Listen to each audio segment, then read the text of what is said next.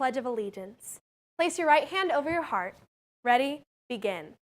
I pledge allegiance to the flag of the United States of America and to the republic for which it stands, one nation, under God, indivisible, with liberty and justice for all. Hey Colts, today is Wednesday, September 11th. Today is a 1 through 6 day and it is early out. Make sure you go to all your classes. School lets out at 1:35 today.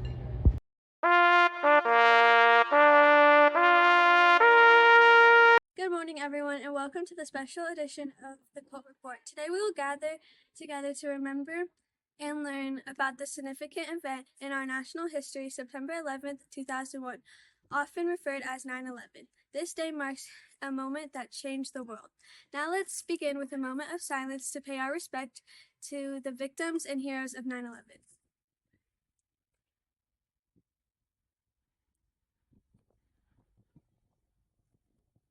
Today we have a unique opportunity to hear from some of our school staff members about their thoughts on September 11th, 2001. What happened right after was that everybody was very united. And part of it was grief because everybody had, a lot of people at least, had lost something or someone.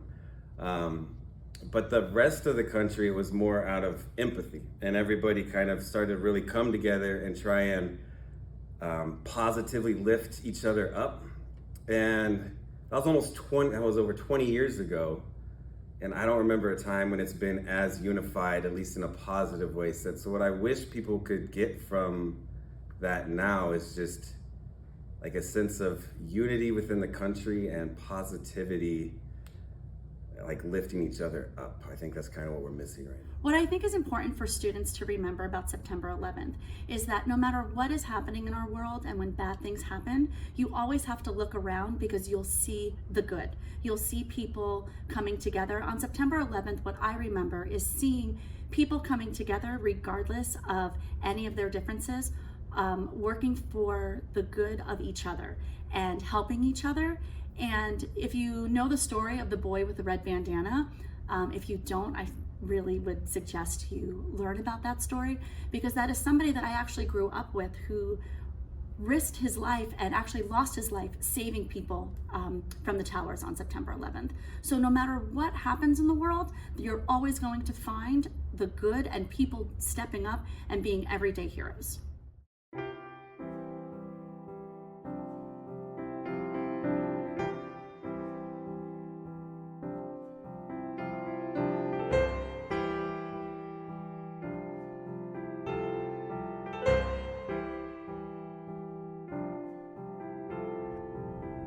Have a great day leading the way. Bye, Colts.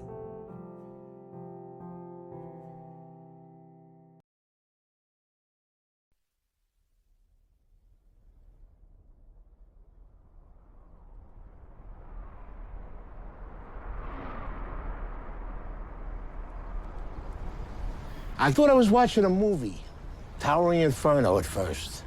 And then I looked real close, and I noticed it was the World Trade Center. I was compelled because I'm a type of person that can't stand by and watch other people suffer. And to me, they were suffering. They wanted to get off the island. And there was no way for them to get off the island other than the water. And I had noticed when I was watching the television, I saw a lot of, the ferries going up into the slips and taking people off. I said, fine, we could do the same thing. I could take people on my boat, get in there, take them where they have to go. And that's what we did.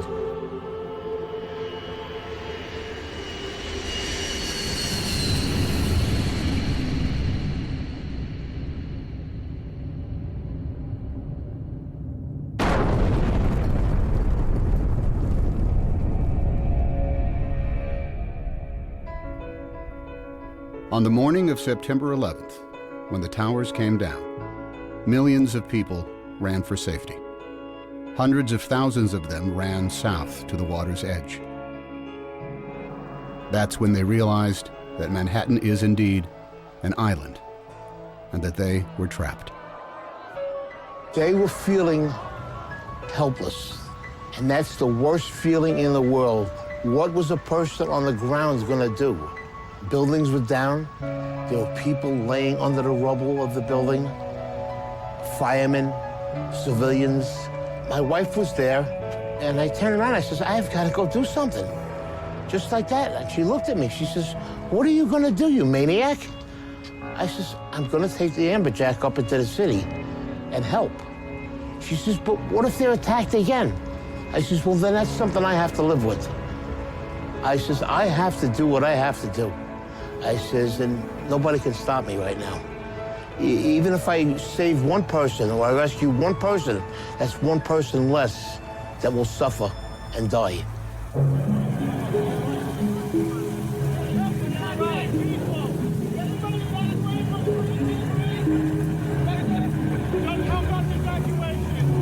They were trying to evacuate Manhattan because nobody knew what was going on. You know, you didn't know if something else was going to happen. It was just you know, a madness on one side and wanting to help people on the other side. They were just streaming out of the buildings, and the first mode of transportation they saw was a ferry boat. And that's when they knew, this is how I'm getting out of here. So they didn't even care where the boat was going. There wasn't panic in New York in the beginning, just volume. It wasn't until the first building fell that there was panic.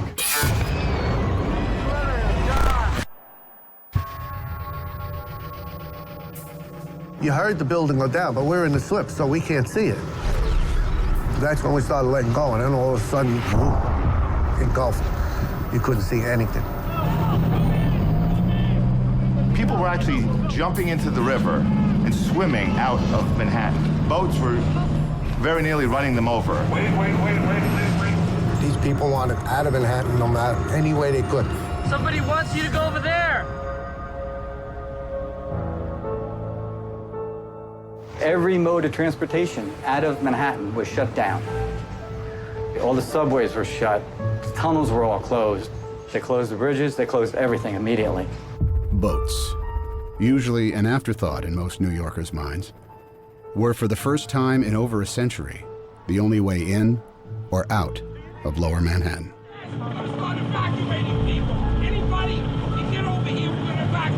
The process that actually had already started. There were some boats that were grabbing people, that people were lined up at the walls. On the left. It's just human nature. You see people in distress on the seawall in Manhattan begging you to pick them up. You have to pick them up. They didn't know what was going on. They seen the building getting hit with these two planes.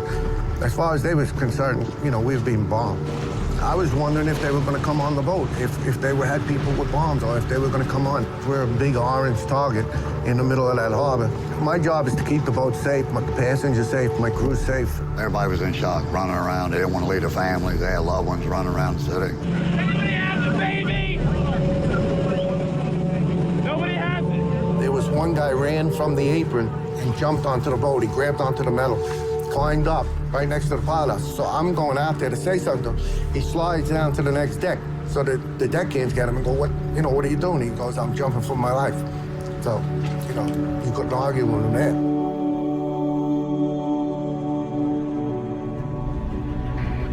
There was a small boat that was at the lower tip of Manhattan. I thought the boat was going to flip over because so many people were trying to get on.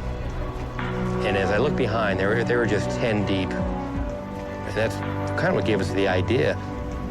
We decided that this has to get better organized and we better do it, and that's what we did. So we decided to make the call on the radio. All available boats. This is the United States Coast Guard aboard the pilot boat in New York. Anyone want to help with the evacuation of Lower Manhattan, report to Governor's Island. When that call came on the radio, they were coming. I was uncertain of who was going to respond. About 15, 20 minutes later, there are just boats all across the horizon. Literally 100 targets converging on the lower part of Manhattan. When we came out of that dust cloud, tugboats, I'd never seen so many tugboats all at once. There was just like a fleet of tugboats headed to Manhattan. If it floated and it could get there, it got there. All different size, shapes, and forms. I mean, and they were zooming across this water. Ferries, private boats, party boats. I worked on the water for 28 years. I've never seen that many boats come together at one time that fast. One radio call, and it just came together just that fast.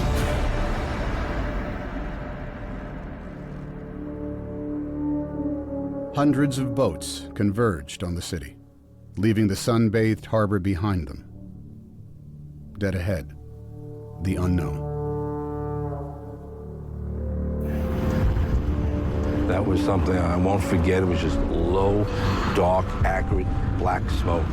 It's like there was a big chimney in Manhattan. When we pulled into Pier 11, the dust was unbelievable.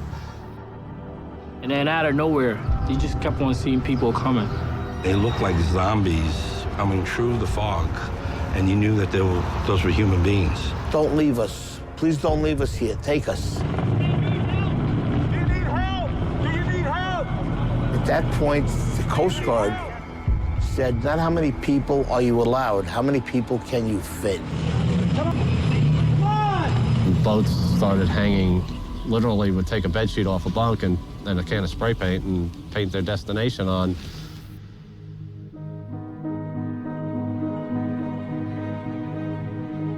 Some of these people never been in the water, never been on a boat before. Housewives, workers that do windows. We had executives. And the thing that was the best, everyone helped everyone. I want you to hold my hand, come on board. Get inside. One at a time. Get inside. I saw 4 businessmen lifting up an old woman with a seeing eye dog, a German Shepherd, and they lifted her up like a surfboard and passed her over the handrails. When we would carry a load of people over, and there was somebody standing there that seen their husband or wife, you know, that made us feel even better, you know. Well, at least we got 2 back together, you know. Let's keep on going, you know. The guy that works at the ferry, he's a welder. His son was on my boat. He actually came up.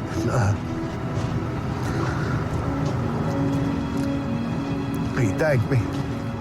We went back and forth all day long, carrying boatloads, as many as our boat would hold.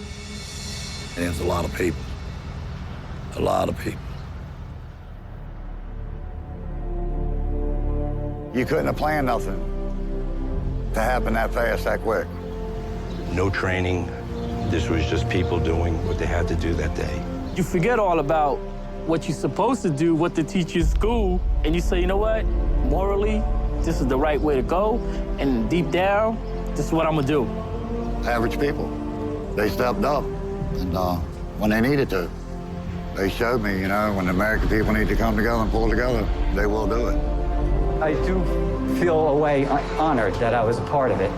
That was the greatest thing I ever did with my life. The greatest day that I've ever seen in all my boating, I mean, my life on the water.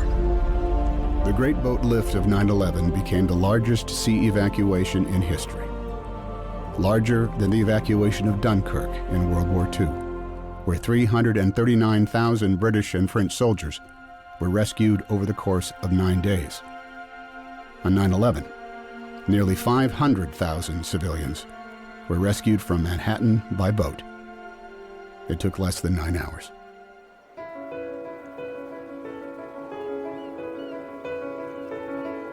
I believe somebody has a little hero in them. You gotta look in, and it's in there. It'll come out, if need to be. I have one theory in life. I never want to say the word I should have. If I do it and I fail, well, I tried. If I do it and I succeed, better for me. And I tell my children the same thing. Never go through life saying you should have. If you want to do something, you do it.